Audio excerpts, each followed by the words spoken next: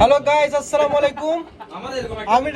আমি আরেফ শাকিল আপনাদের সামনে আসছি। আগামীকাল থেকে শুরু হবে আমার বন্ধুর বিবাহ উৎসব, আমার বন্ধু শোয়েবের।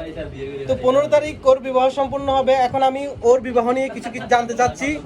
আচ্ছা, তোর বিয়ের সামনে তোর কেমন লাগছে আমাকে বলতাম, একটু মনের অনুভূতিটা বল আমাকে, যে তোর কেমন লাগছে। আমাকে কেমন লাগতেছে এটা তোরা ফিল করতে দিছস? কেমন লাগতেছে এটা ফিল করতে হলে আমার বুঝতে হবে, চিন্তা করতে হবে, বিয়ের বিষয়টা বুঝতে হবে, বউ বুঝতে হবে। তোরা তো আরে বাজার করার দিওস, তোরা আরে ফার্নিচার হালকার দিওস, তোরা আরে দিনের হাসব্যাক করার দিওস। আই তো ফিলই করেন না পারে জনি ভাই, পানির বোতল খালি তো ভাই আব্বা তো ফার্নিচার দো ফটো তুই রেডি হয়ে রে গোসল টোসল করে আব্বা তো ফার্নিচার দো।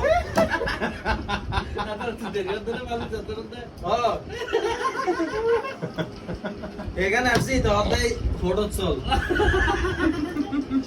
আমার কিছুতেই বন্ধু আমি কাউকে পাই নাই। আসলে আমি তুই যার সাথে প্রেম করছো, যারা বিয়ে করছো, পুরো জেনারেশন চেঞ্জ করে ফেলে ভাই। তোদের পুরো জেনারেশন চেঞ্জ করে, পুরো ফ্রেন্ড সার্কেল চেঞ্জ করে ফেলবো। এতে জেনারেশন চেঞ্জ করে মানে এটা কয়টা জেনারেশন? বিয়ের আগে মানুষ এভাবে মানসিক বিপর্যস্ত হয়, তারা ভুলে যায় তারা কি বলে, তারা সে জানে না। বিয়ের পরে ঠিকই আমাদেরকে কিন্তু খুঁজে নিবে, আমাকে ওহিদকে সবাইকে কিন্তু খুঁজে নিবে, কারণ সে এখনো জানে না বিয়ের ভয়াবহতা সম্পর্কে। আর অনেক কিছু বাকি আছে, ও বিবাহিত, অনেক কিছু বাকি আছে। ও বিবাহিত, বাচ্চা আছে, ও বিবাহিত, সবার বাচ্চা, আমিও বিবাহিত। সবার বাচ্চা ও আছে। মনে করতেছে বিয়ে অনেক সুন্দর, অনেক মজার, কিন্তু বিয়ে যে কত মজার সেটা সে বুঝবে, কত ভয়াবহতা। আরেকবার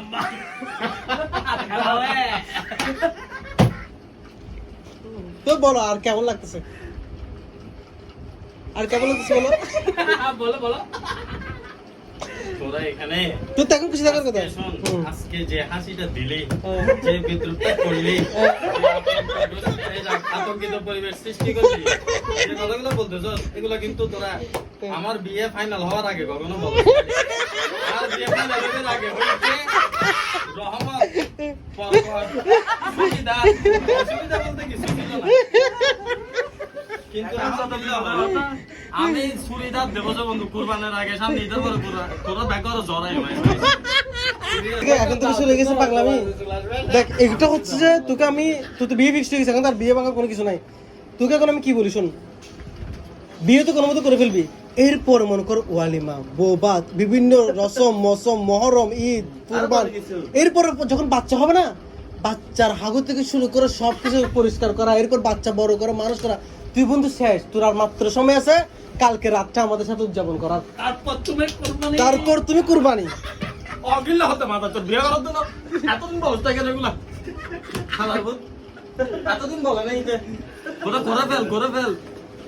হ্যাঁ, ডিমেরিজ দেখে বিয়ে না করে অসুস্থ দেখাই দেবে। ওর जो না খায় ও পাস্তা, ও না খেয়ে পাস্তা বেকার, খেয়ে পাস্তা। এখন যদি খাইলে তুই প্রস্তাবি, না খাইলে অবস্থা। না খাইলে তুই প্রস্তাবি। তোর মনে করে এখন 2 লাখ টাকা খরচ হয়েছে, তোকে এখন 2 লাখ টাকা যদি কেউ দেয়, তুই কি বিয়ে না করে থাকবি? তুমি ভাইয়া বিয়ে করবি, কতগুলো আছে না উস্তিক, বুঝছো? তুমি হচ্ছে কি জানো, তুমি হচ্ছে সুরিও খাবা, তুমি আবার কি ট্রিটমেন্টও করাবা নার্স দিয়ে। ভিতরে কিন্তু অনেক এক্সাইটমেন্ট কাজ করতেছে। বিয়ে প্রথম রাত কেমন যাবে? আরেকবার কত লাড্ডু ফুটতেছে রে ভাই। লাড্ডু তোমার থেকে বেরোবে,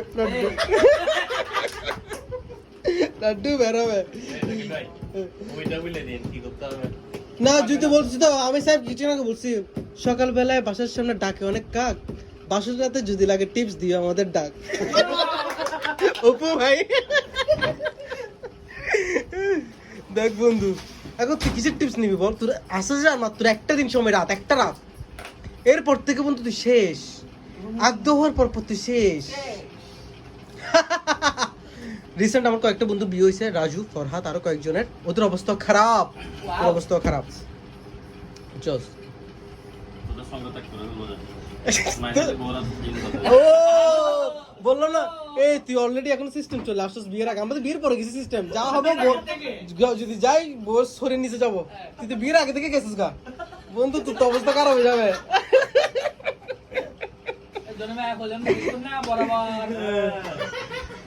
तू का भी मैं जुरू का गुलाम बन के रहूंगा बंधु মাথা চুলকায়, এখন মাথা চুলকাবে, চোখে ঝাপসা দেখবি, বুঝছস, অনেক রকম খারাপ লাগা কাজ করবে।